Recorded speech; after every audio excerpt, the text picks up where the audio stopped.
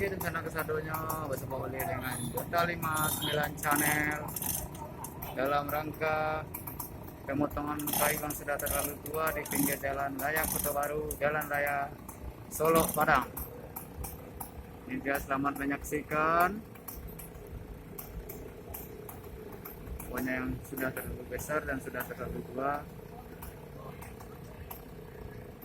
Pemotongan kayu ini disaksikan dan dihadiri oleh BPBD Kabupaten Solo, anggota Kapolsek Kalkubung, PLN Kabupaten Solo, dan Wakil Bupati Solo Bapak Yusuf